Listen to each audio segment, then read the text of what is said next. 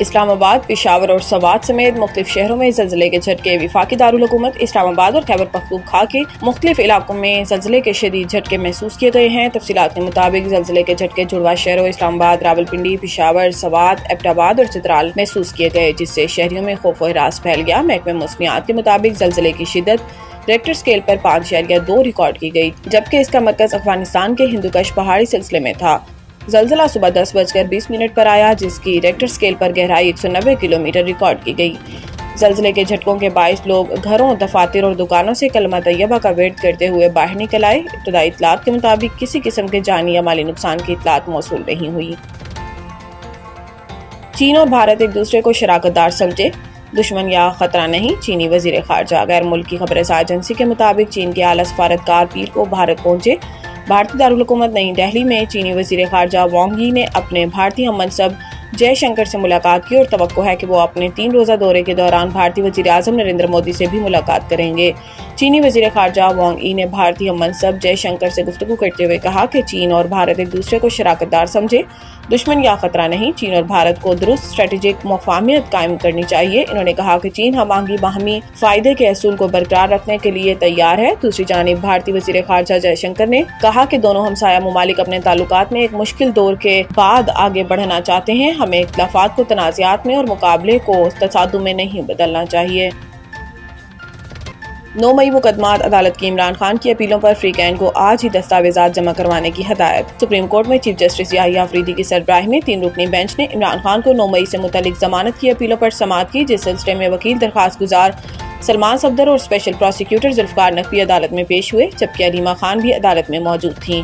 Justice یحییٰ آفریدی نے سلمان صفدر سے مکالمہ کیا کہ آپ نے گزشتہ روز دستاویزات جمع کروائے تھے، کل 10:30 تک دستاویزات کو دیکھ لیتے ہیں، ہمیں بھی تو دستاویزات کو پڑھنا ہے نا۔ چیف جسٹس نے کہا کہ آپ نے خود دستاویزات جمع کروائے ہیں، میں ان کو دیکھ نہیں سکا۔ ایسا کرتے ہیں کہ کیس کی سماعت کل 11:30 بجے تک ملتوی کر دیتے ہیں۔ وکیل سلمان صفدر نے کہا کہ چند فیصلوں کے حوالے سے دستاویزات جمع کروائے ہیں۔ جسٹس یحییٰ آفریدی نے کہا کہ جس فریق نے کوئی بھی دستاویزات جمع کرانے ہیں آج کرا دے، پروسیکیوشن بھی ملزم کو جمع دستاویزات کا جائزہ لے لیں۔ بعد ازاں عدالت نے اپیلوں پر سماعت کل تک ملتوی کر دی۔ دہشت گردوں کی سہولت کاری کا الزام، گرفتار لیکچرار ڈاکٹر عثمان 14 روز کے ریمانڈ پر سی ٹی ڈی کے حوالے۔ کوئٹہ میں 12 اگست کو گرفتار کیے جانے والے بیوٹنس یونیورسٹی کے لیکچرار ڈاکٹر عثمان قاضی کو سی ٹی ڈی کی جانب سے ارتکاب دہشت گردی عدالت میں پیش کیا گیا۔ عدالت نے ڈاکٹر عثمان قاضی کا 14 روزہ جسمانی ریمانڈ منظور کر لیا۔ بیوٹنس یونیورسٹی کے لیکچرار ڈاکٹر عثمان قاضی کو کالعدم تنظیم کے لیے سہولت کاری کے الزام میں 12 اگست کو ان کے گھر سے گرفتار کیا گیا۔ ڈاکٹر عثمان قاضی نے ویڈیو بیان میں دہشت گردی کے متعدد واقعات میں کالعدم تنظیم کی سہولت کاری کا اعتراف بھی کیا ہے۔ مونسون سسٹم بحیرہ عرب میں موجود، کراچی میں آج وقفے سے بارش ہوگی۔ موسمیاتی ماہرین کا کہنا ہے کہ مونسون سسٹم بحیرہ عرب میں موجود ہے، جس کے باعث کراچی میں آج وقفے سے بارش ہوتی رہے گی۔ شہر میں آج تیز بارش ہوئی اور درجہ حرارت میں کمی آئی، تو کل معتدل بارش کا امکان ہے۔ موسمیاتی ماہرین نے عوام سے اپیل کی ہے کہ شدید گرج چمک کے دوران شہری گھروں سے باہر نہ نکلیں اور گرج چمک کے دوران صرف ایمرجنسی کالز کے لیے فون استعمال کریں۔ موسمیاتی ماہرین نے ہدایت کی کہ سڑک پر موجود افراد درخت، باڑ اور کھمبوں سے دور رہیں۔ آسمانی بجلی کی زد میں آنے والے ہر چیز پر براہ راست اثر ہوتا ہے۔ دوسری جانب چیف سیکرٹری سندھ آصف حیدر شاہ نے صوبے اور بالخصوص شہر قائد میں بارشوں کے پیش نظر انتظامیہ کو الرٹ رہنے کی ہدایت کی۔ چیف سیکرٹری نے انتظامیہ کو ہدایت کی کہ تمام ڈپٹی کمشنرز اپنے عملے کے ساتھ فیلڈ میں موجود رہیں، برساتی پانی کے فوری نکاس کو یقینی بنایا جائے۔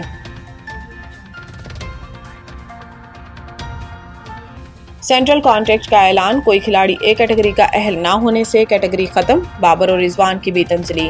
قومی کرکٹ ٹیم کا کوئی کرکٹر اے کیٹیگری کا اہل قرار نہیں پایا، جس کے باعث بورڈ نے سینٹرل کانٹریکٹ سے اے کیٹیگری کو ختم کر دیا۔ پی سی بی نے 30 کھلاڑیوں کو کانٹریکٹس دیے، جن میں پرفارمنس کی بنیاد پر کیٹیگری بی، سی اور ڈی میں 10 کھلاڑی رکھے گئے، جبکہ کانٹریکٹس 1 جولائی 2025 سے 30 جون 2026 تک لاگو ہوں گے۔ گزشتہ سال 27 کھلاڑیوں کا کانٹریکٹ دیے گئے تھے اور اس سال تعداد بڑھ کر 30 ہو گئی ہے، جبکہ رواں برس 12 نئے کھلاڑیوں کو شامل کیا گیا۔ نئے کھلاڑیوں میں احمد دانیال، فہیم اشرف، حسن علی، حسن نواز، حسین طلعت، خوشدل شاہ، محمد عباس، محمد عارث، محمد نواز، صاحبزادہ فرحان، سلمان مرزا اور سفیان مقیم کو نئے کھلاڑیوں میں شامل کیا گیا۔ 9 کھلاڑی اپنی سابقہ کیٹیگری برقرار رکھنے میں کامیاب ہوئے، جبکہ 8 کھلاڑی کانٹریکٹ حاصل کرنے میں ناکام رہے۔ رواں برس کیٹیگری میں کسی کھلاڑی کو شامل نہیں کیا گیا، اسی لیے یہ کیٹیگری فی الحال ختم کر دی گئی۔ گزشتہ برس ایک کیٹیگری میں بابر اعظم اور محمد رضوان کو شامل کیا گیا تھا۔